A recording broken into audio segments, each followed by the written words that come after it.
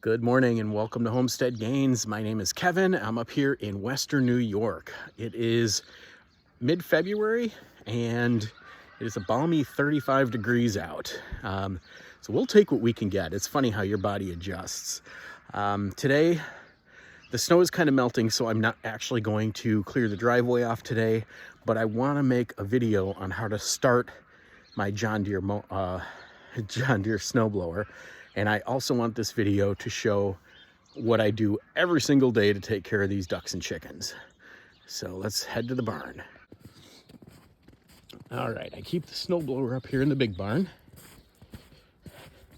because this entry is usually the clearest. All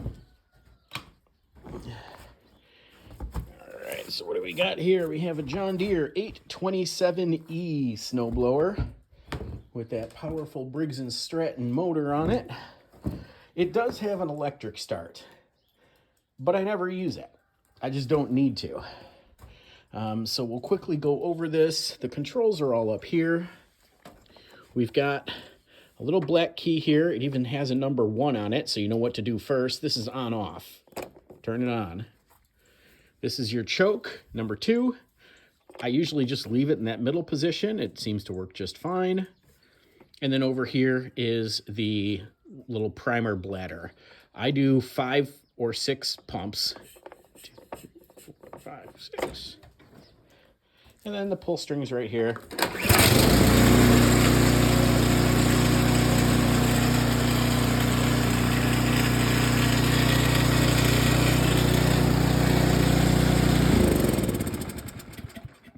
And then that just turns it right back off again. As far as the controls back here go, left hand is the drive wheels, right hand is the auger, speeds 1 through 6 forward, and rear 1 and 2. Does anybody even use the rear 1 and 2? I rarely use that. I just tip it up and pull it back. It's easier. This adjusts that angle. So if the wind is blowing real hard, you want to pull it down so it shoots the snow down.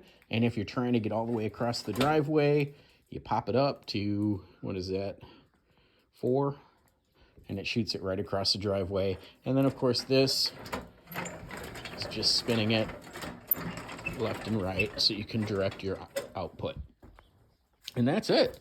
I come in here, I aim it so it's headed kind of off in that direction, hit the auger, hit the wheels, and out the door I go. And it immediately starts throwing all this snow off in that direction, which is good because that is our compost pile back there behind the fence.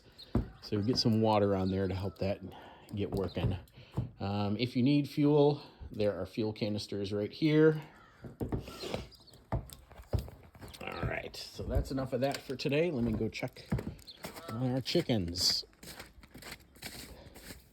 Everybody talking about an egg shortage, and I'm not seeing it.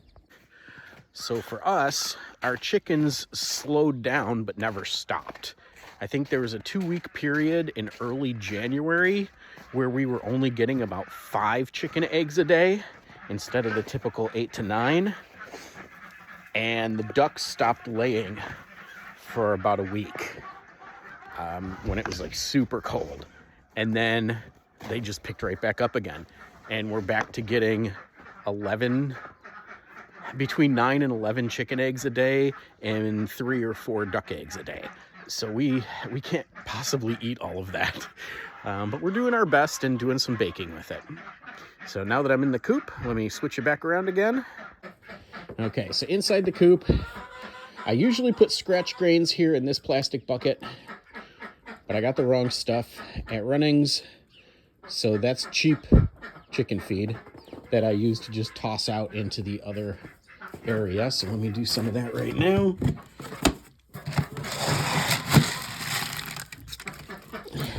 This gives them something to work on during the day. and it gives the local wildlife something to eat.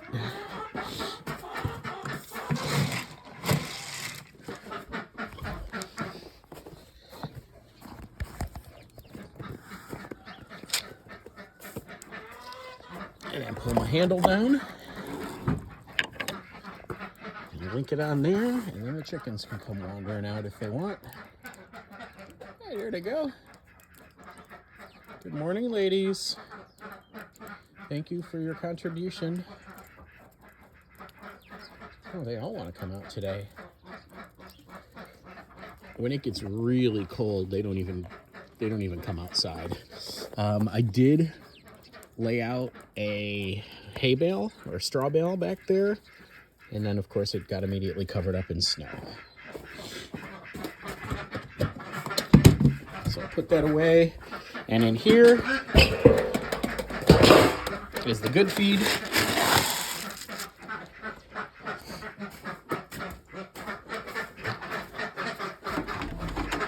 Hi, ducks.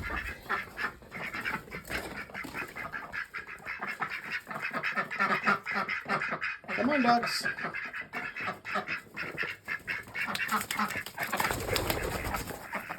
And they just wander over that way.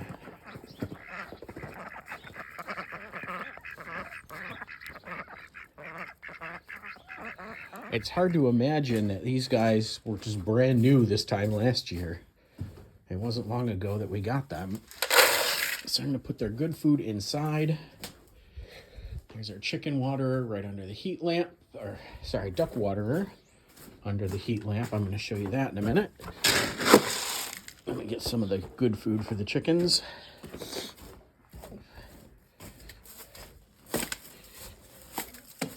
That's not a real egg. Those are plastic eggs we use to show them where to lay in the nesting boxes. So let me open this up. Get them in there and check on their water. So their water, yeah, they got some water in here. It's under the heat lamp. The heat lamp melted the top and just completely ruined this waterer. So if you get the plastic waterers, be very careful. They are prone to freezing and melting if they're too close to the heat lamp. But I need the heat lamp there to keep the water from freezing. That's a conundrum. All right, so that's what that is. And I laid a new fresh bale down in here not too long ago. And it looks like we've already got some. We got some eggs already in there. But I'll give it a couple more hours before I come collect, because they usually wake up, eat, get some water, and then they go in and nest and lay eggs. So we'll close that down. So now let me show you the watering that we do. This is a heated waterer. It's like the Cadillac waterer. We've got it plugged in the outlet up top, and I have it raised up because it has to be to reach. Note that there's a little pokey stick in the middle. And on the bottom of the reservoir, this lid has a little plastic cap. So you can push that cap closed, and then when you put the waterer on top, it will pop it open and let the water come out, and then it runs down these rivulets and into the dishes.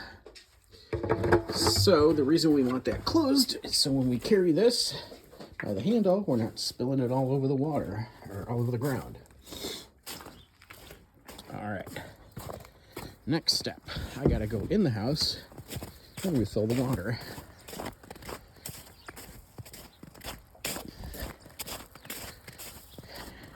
I know I made a video last year about getting the well pump working and running a freeze-free hydrant out there. And yes, that's the goal. No, it's not done yet. It's an expensive project. So here we come in the basement. We've got I guess you can call them laundry tubs down here.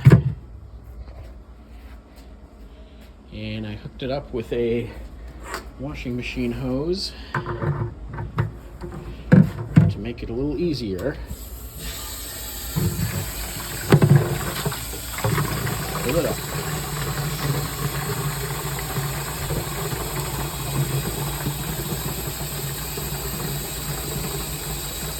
And interestingly, this just drains into a floor drain.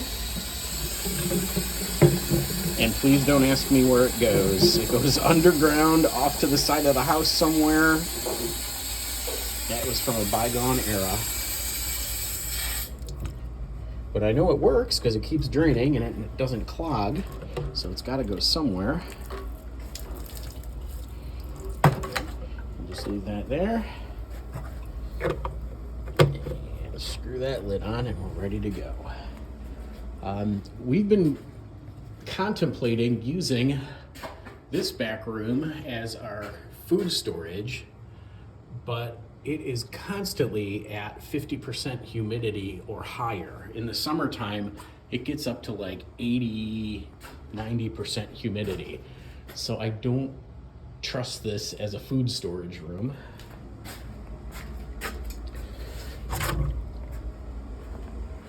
All right, so there's that. CJ, puppy.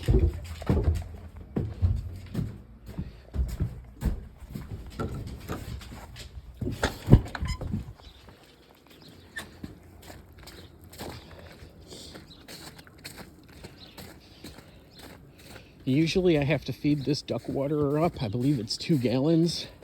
And I'm filling it up at least once in the morning and once in the evening. Sometimes they drink it down too quickly. And I have to come out in the afternoon and fill it. Come on, guys.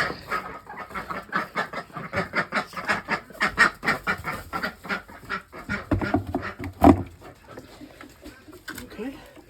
Now you can see once we poke that in and the water starts coming out, it's going to start draining to the different sides wherever gravity takes it, and then it should stop when they're filled up. Now this should be on a level surface. I do not have it on a level surface. It's really difficult to get in here because I'm on about 6 inches of hay and duck poop.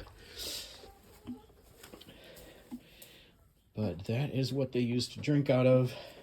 And we do that at least twice a day. Once in the morning, once in the evening.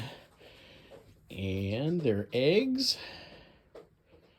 Hey, we got 4 of them. All right, I'll come collect those later with the other ones. If it's in the 20s or below, I'll collect those immediately so they don't freeze over. But everybody looks pretty happy today. My duck fort walls fell and they're frozen to the ground, so I can't pick them back up again. But that's all right. We're going to work on fencing an area in for them for next year once spring hits. And their pool is frozen. Poor duckies. All right, come on, CJ. All right, I think that's about it for this video. Thanks everybody for watching. I know it was a short one, but this is for the kids to make sure that they can do what we do every day when we leave. All right, have a great day. God bless you.